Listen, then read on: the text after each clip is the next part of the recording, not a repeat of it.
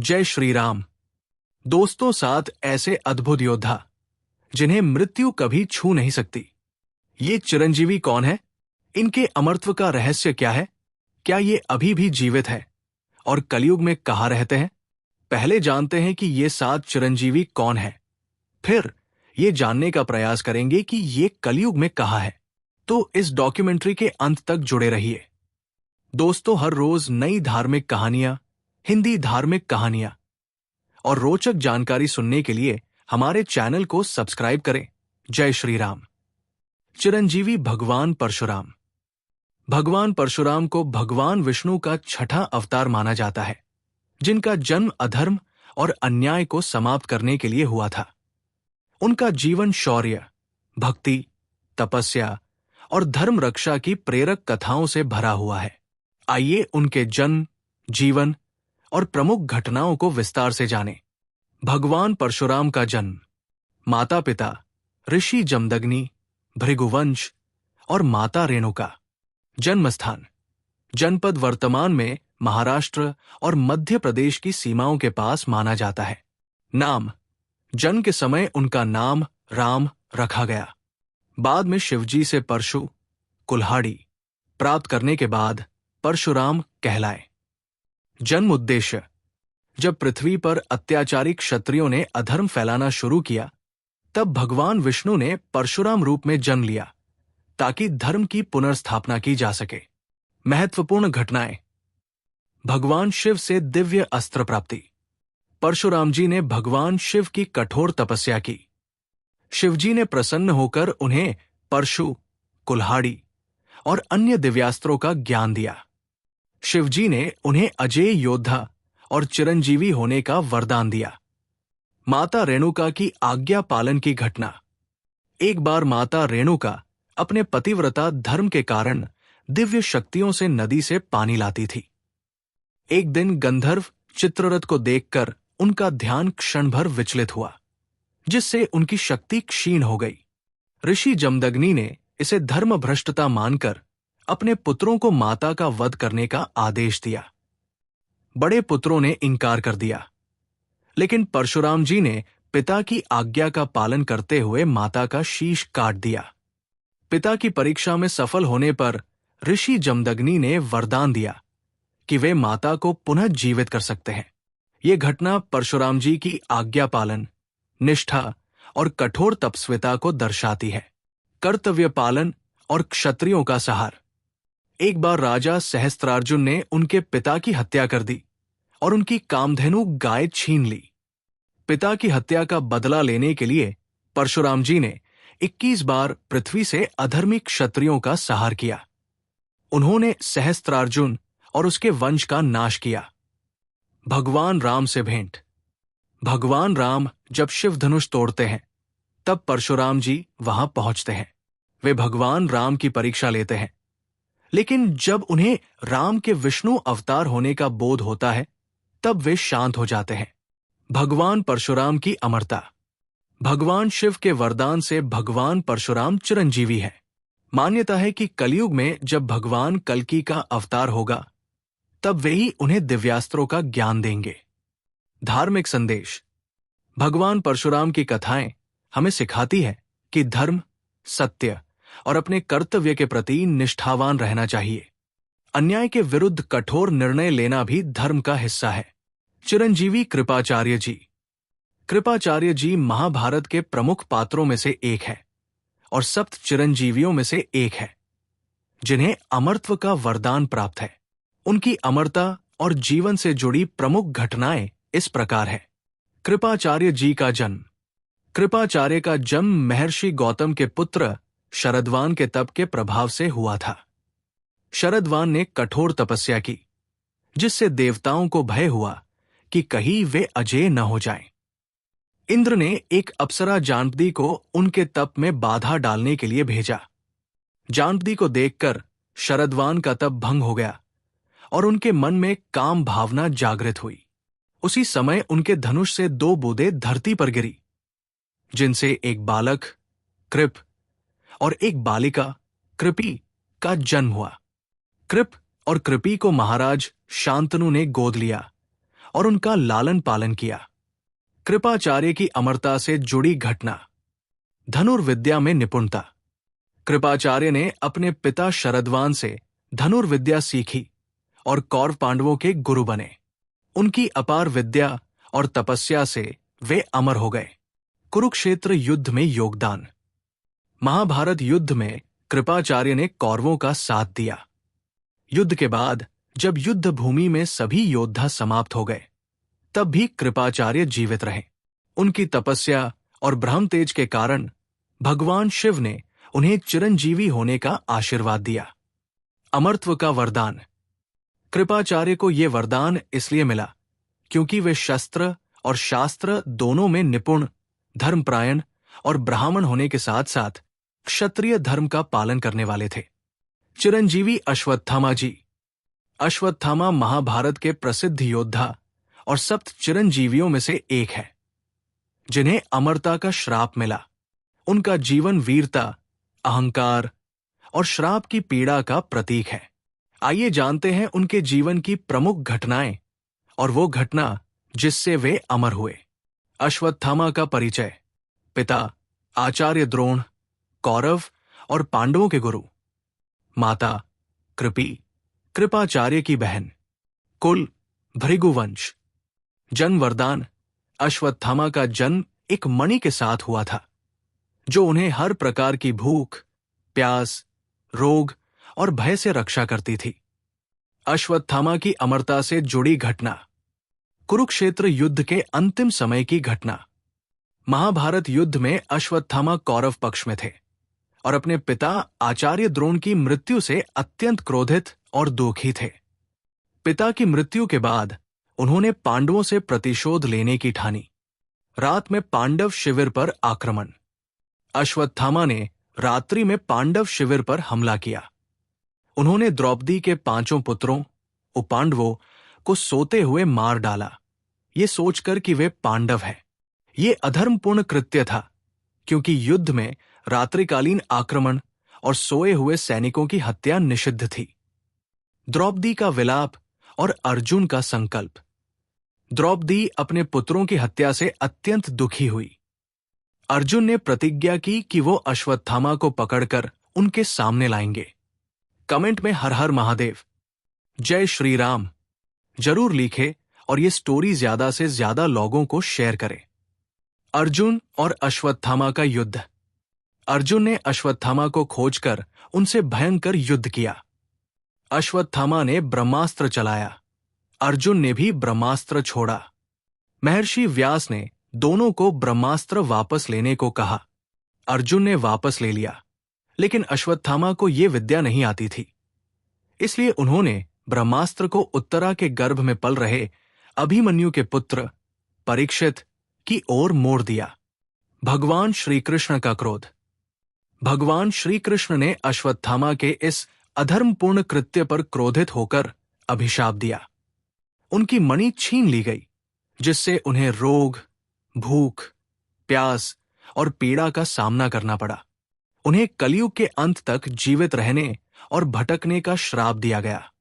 अश्वत्थामा अमर हो गए, लेकिन अमरता उनके लिए वरदान नहीं, बल्कि एक भयानक पीड़ा बन गई। अश्वत्थामा का श्राप। तू हजारों वर्षों तक पृथ्वी पर अकेला कष्ट भोगता हुआ भटकेगा। तेरा शरीर घावों से सड़ा रहेगा और कोई उपचार नहीं होगा। अश्वत्थामा की अमरता का रहस्य। अश्वत्थामा आज भी चिरंजीवी माने जाते हैं और कहा जाता है कि वे कलयुग के अंत तक पृथ्वी पर भटकते रहेंगे। चिरंजीवी महर्षि वेदव्यास जी। महर्षि वेदव्यास को वेदों के विभाजक, महाभारत के रचयिता और पुराणों के सृजक के रूप में जाना जाता है। वे सप्त चिरंजीवियों में से एक है और अमर माने जाते हैं। उनका जीवन ज्ञान, तपस्या और धर्म स्थापना की प्रेरक कहानियों से भरा हुआ है। आइए जानते हैं उनके अमरत्व से जुड़ी प्रमुख घटना। महर्षि वेदव्यास का परिचय। जन्म नाम कृष्ण द्वैपायन, कृष्ण सामलारंग, द्वैपायन द्वीप पर जन्मे। पिता महर्षि पराशर, माता सत्यवती, राजा शांतनु की पत्नी बनने से पहले। कुल पराशर गोत्र। जन्म स्थान यमुना नदी के एक द्वीप पर। वेदव्यास को वेदों के विभाजक के रूप में जाना जाता है। उन्होंने 4 वेदों, 18 पुराणों, महाभारत और ब्रह्मसूत्र की रचना की।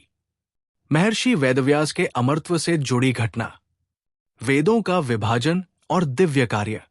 सतयुग के अंत और द्वापर युग में जब ज्ञान लुप्त होने लगा, तब महर्षि वेदव्यास ने वेदों को 4 भागों में विभाजित किया। उन्होंने ऋग्वेद, यजुर्वेद, सामवेद और अथर्ववेद को व्यवस्थित किया ताकि लोग आसानी से उन्हें समझ सकें। उनके इस अद्वितीय कार्य से ब्रह्मदेव और भगवान विष्णु अत्यंत प्रसन्न हुए और उन्हें आशीर्वाद दिया कि वे युगों युगों तक जीवित रहेंगे। महाभारत की रचना। वेदव्यास ने महाभारत की रचना की, जिसे पंचम वेद कहा जाता है। उन्होंने भगवान गणेश को महाभारत लिखने के लिए आमंत्रित किया।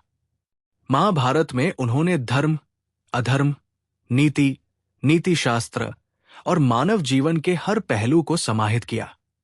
इस अद्वितीय कार्य के कारण उन्हें चिरकाल तक जीवित रहने का वरदान प्राप्त हुआ। पांडवों और कौरवों को दी शिक्षा।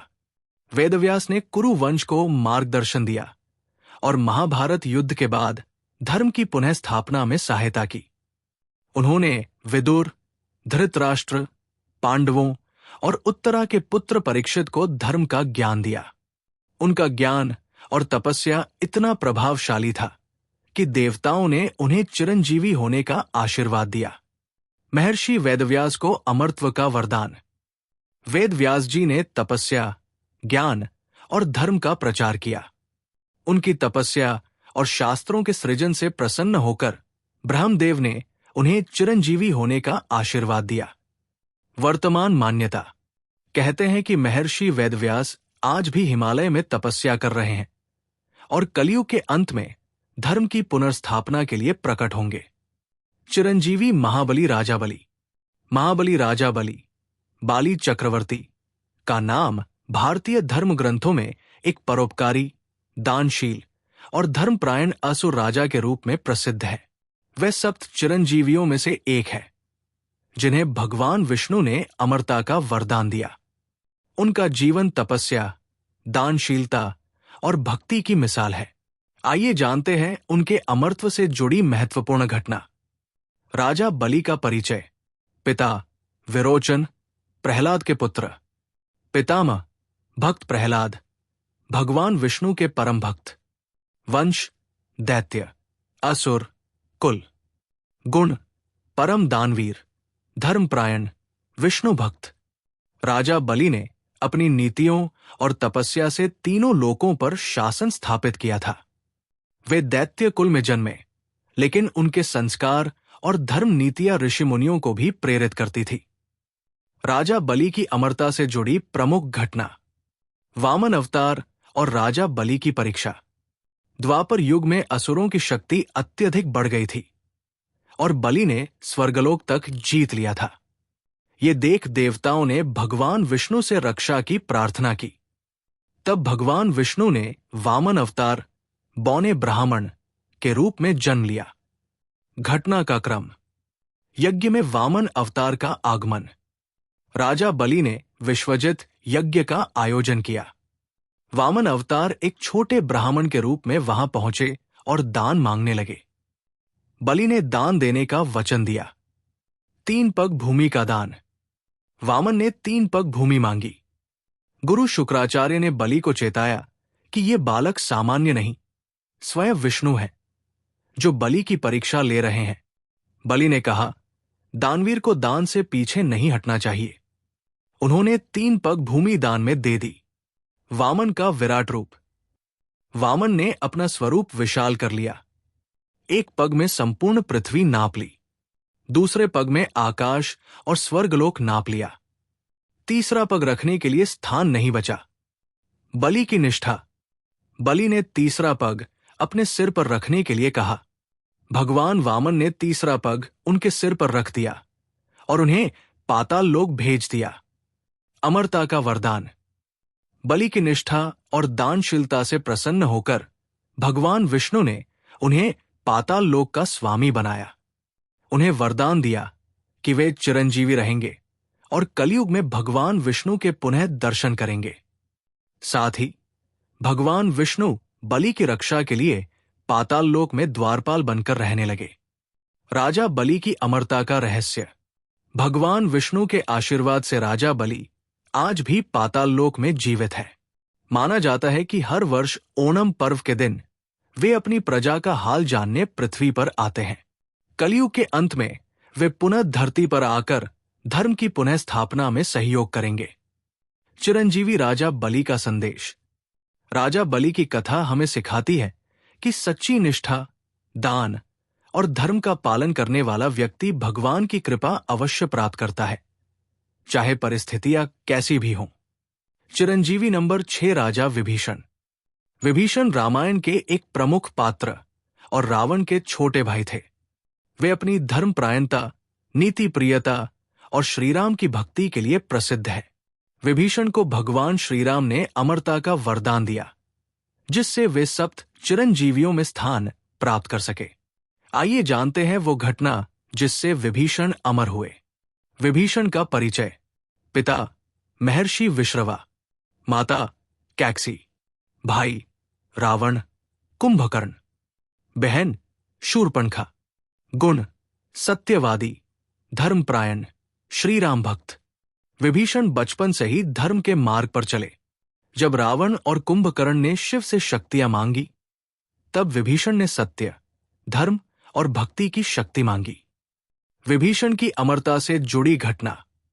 लंका युद्ध और विभीषण की धर्मनिष्ठा।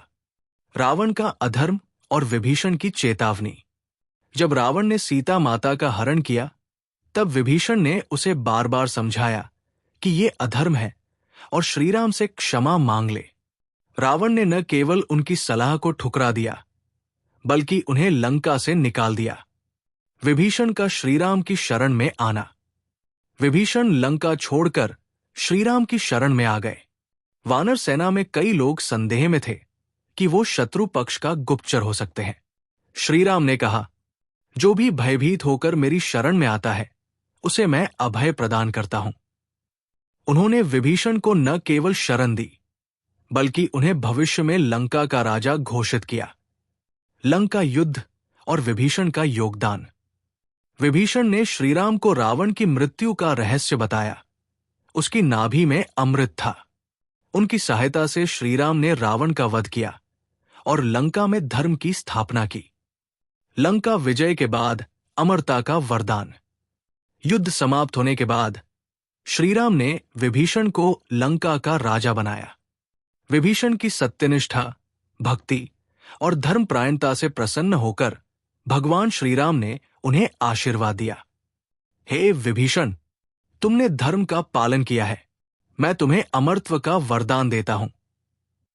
तुम कलयुग तक जीवित रहोगे और भक्तों को धर्म का मार्ग दिखाओगे। विभीषण की अमरता का रहस्य। विभीषण को भगवान विष्णु, श्रीराम का आशीर्वाद प्राप्त हुआ, जिससे वे चिरंजीवी बने। मान्यता है कि आज भी विभीषण दक्षिण भारत में श्री रंगनाथ स्वामी मंदिर, श्रीरंगम, तमिलनाडु में भगवान विष्णु की पूजा अर्चना करते हैं। कलयुग के अंत में जब धर्म क्षीण होगा, तब विभीषण पुनः धर्म की स्थापना में सहायता करेंगे। विभीषण की कथा से सीख। सत्य और धर्म का पालन किसी भी परिस्थिति में त्यागना नहीं चाहिए। अधर्म का विरोध करना आवश्यक है, चाहे वो अपने परिवार के विरुद्ध ही क्यों न हो। ईश्वर की शरण में सच्चे हृदय से आने वाला भक्त सदैव उनकी कृपा का पात्र बनता है। चिरंजीवी नंबर 7 भगवान हनुमान जी। भगवान हनुमान जी को उनकी अपार भक्ति, निस्वार्थ सेवा और राम नाम के अनन्य जाप के कारण चिरंजीवी, अमर होने का वरदान प्राप्त हुआ। वे शक्ति, भक्ति, ज्ञान और विनम्रता का प्रतीक है। आइए जानते हैं वो दिव्य घटना जिससे हनुमान जी को अमरत्व का वरदान मिला। हनुमान जी का परिचय। माता अंजना देवी, पिता केसरी वानराज, आदि पिता पवनदेव वायु। जन्म स्थान अंजन पर्वत, झारखंड। स्वरूप शिवजी के रुद्रावतार। हनुमान जी को बजरंगबली, पवन पुत्र, संकट मोचन और राम भक्त के नाम से जाना जाता है। हनुमान जी की अमरता से जुड़ी प्रमुख घटना। रामायण युद्ध के बाद अमरत्व का वरदान। लंका विजय के बाद श्रीराम का हनुमान जी से संवाद। लंका विजय और रावण के वध के बाद श्रीराम अपने भक्तों को आशीर्वाद दे रहे थे। हनुमान जी की निस्वार्थ सेवा, निष्ठा और भक्ति को देखकर श्रीराम अत्यंत प्रसन्न हुए। श्रीराम का हनुमान जी से प्रश्न। श्रीराम ने हनुमान जी से वरदान मांगने को कहा। हनुमान जी ने विनम्रता पूर्वक कहा, प्रभु, मुझे कोई वरदान नहीं चाहिए, बस इतना आशीर्वाद दें कि जब तक इस संसार में आपका नाम लिया जाए तब तक मैं जीवित रहूं और आपकी सेवा करता रहूं। श्रीराम का अमरत्व का वरदान। भगवान श्रीराम उनकी भक्ति से अभिभूत हो गए और बोले, हे हनुमान, तुम युग युगांतर तक जीवित रहोगे। जब तक इस संसार में राम कथा का प्रचार होगा तब तक तुम अमर रहोगे। उन्होंने ये भी कहा कि कलयुग में जब अज्ञान और अधर्म बढ़ेगा तब हनुमान जी भक्तों को राह दिखाएंगे। पंचमुखी हनुमान अवतार और अमरत्व का प्रमाण। लंका युद्ध के दौरान अहिरावण को मारने के लिए हनुमान जी ने पंचमुखी रूप धारण किया। इस रूप में उन्होंने दिशाओं को नियंत्रित कर अहिरावण का अंत किया। इसी घटना ने उनकी दिव्यता को सिद्ध किया और उन्हें अमरता का आधार बनाया। वर्तमान मान्यता। माना जाता है कि हनुमान जी आज भी राम नाम का जाप करते हुए हिमालय में तपस्या कर रहे हैं। कलयुग में जब भक्त सच्चे मन से उन्हें पुकारते हैं तो वे किसी न किसी रूप में प्रकट होकर संकट हरते हैं। हनुमान जी की कथा से सीख। 1. निस्वार्थ सेवा और भक्ति ही सच्चा धर्म है। 2. संकल्प शक्ति और विश्वास से असंभव को संभव बनाया जा सकता है। 3. प्रभु भक्ति में लीन व्यक्ति को अमरत्व और चिर शांति प्राप्त होती है। कमेंट में हर हर महादेव, जय श्री राम जरूर लिखें और ये स्टोरी ज्यादा से ज्यादा लोगों को शेयर करें।